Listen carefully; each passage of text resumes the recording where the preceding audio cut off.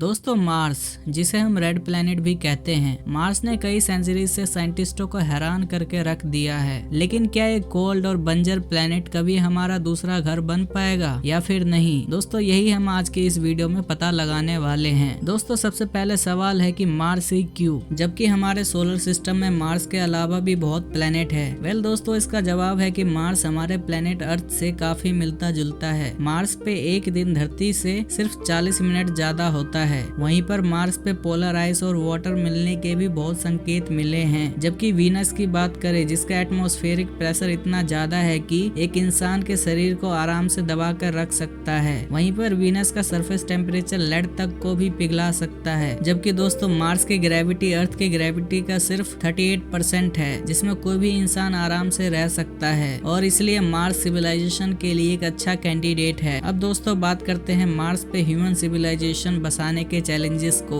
दोस्तों मार्स पर रहना कोई आसान काम नहीं है। मार्स पर रहने के लिए हमें काफी चैलेंजेस का सामना करना पड़ेगा, जैसे थिन एटमॉस्फेयर। दोस्तों मार्स का एटमॉस्फेयर अर्थ के एटमॉस्फेयर से 100 गुना ज्यादा पतला है और मार्स का एटमॉस्फेयर ज्यादातर सिर्फ कार्बन डाइऑक्साइड से बना हुआ है। मार्स पर सांस लेने के लिए कोई हवा नहीं है और ना ही सोलर रेडिएशन से बचने के लिए कोई प्रोटेक्शन है।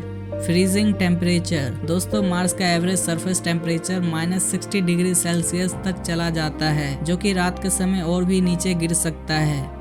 रेडिएशन। दोस्तों थिन एटमॉस्फेयर की वजह से मार्स पर कॉस्मिक रेस और सोलर रेडिएशन की बरसात होती है, जो कि कैंसर और कई हेल्थ इश्यूज मार्स पर लंबे समय तक रहने से हो सकता है। Dust storms. दोस्तों मार्स पर बहुत सारे स्टॉर्म्स आते हैं जो कि एक हफ्ते तक चल सकते हैं। ये स्टॉर्म्स सनलाइट को ब्लॉक कर देते हैं, जिससे सोलर पावर पर चलने वाला कोई भी सिस्टम यूजलेस हो जाता है। ये स्टॉर्म्स हमारे बेस और ह्यूमन के लिए भी काफी डेंजरस है। अब दोस्तों बात करते हैं कि अगर हम सभी चैलेंजेस का सॉल्यूशन निकाल लेते हैं, उसके बाद हम कैसे मार्स पर ह्यूमन कॉलोनी बसा सकते हैं। दोस्तों मार्स पर बसने के लिए हमें कुछ स्टेप्स को फॉलो करना पड़ेगा, जिसमें सबसे पहला स्टेप है transporting human and cargo on Mars. दोस्तों स्पेसएक्स, नासा और कई ऑर्गेनाइजेशन रॉकेट बना रहे हैं जो कि ह्यूमंस और बाकी इंपोर्टेंट सामान अर्थ से मार्स पर ले जा सकते हैं। बात करें स्पेसएक्स स्टारशिप की, तो इन्होंने एम कर रखा है कि इनका रॉकेट एक बार में 100 ह्यूमंस को मार्स पर ले जा सकेगा। अब स्पेसएक्स ऐसा कर पाते हैं या फिर नहीं, ये तो हमें बाद में ही पता चलेगा। दूसरा स्टेप है रहने लायक बेस बनाना। दोस्तों स्टार्टिंग में तो हमें अपना बेस अंडरग्राउंड ही बनाना पड़ेगा, जिससे हमें रेडिएशन से प्रोटेक्शन मिले, जहाँ पर एडवांस टेक का यूज करके हम शेल्टर्स बना सकते हैं। दोस्तों अगला स्टेप है लाइफ सपोर्ट सिस्टम बनाना। दोस्तों इंसान ऑक्सीजन के बिना नहीं रह सकता। अब क्योंकि मार्स पर ऑक्सीजन ना की मात्रा में है, इसलिए हमें ऑक्सीजन खुद बनाना पड़ेगा, जो कि हम पानी और CO2 से बना सकते हैं। दोस्तों अगला स्टेप है फूड ग्रो करना। दोस्तों मार्स की मिट्टी में काफी न्यूट्रिएंट्स हैं, लेकिन ऑर्गेनिक मटेरियल नहीं है। इसके लिए साइंटिस्ट दूसरे तरीके ढूंढ रहे हैं, जिससे हम मार्स पर फूड ग्रो कर सकते हैं। दोस्तों मार्स पर रहना कोई आसान काम नहीं है, लेकिन ये इम्पॉसिबल भी नहीं है। जिस तरह से ह्यूमैनिटी टेक्नोलॉजी, स्पेस और साइंस में तरक्की कर रही है, एक दिन ऐसा जरूर आएगा जिस दिन हम मार्स पर बसने के लिए इंसान अपना पहला कदम आगे बढ़ाएगा। तो दोस्तों इसके बारे में आप क्या सोचते हो? अगर आपको मौका दिया जाए मार्स पर जाने के लिए, तो क्या आप जाने के लिए तैयार रहोगे, ये जानते हुए कि आप अर्थ से हजारों किलोमीटर दूर हैं? और क्या आप अर्थ को भुला पाओगे या फिर नहीं? कमेंट में जरूर बताएं।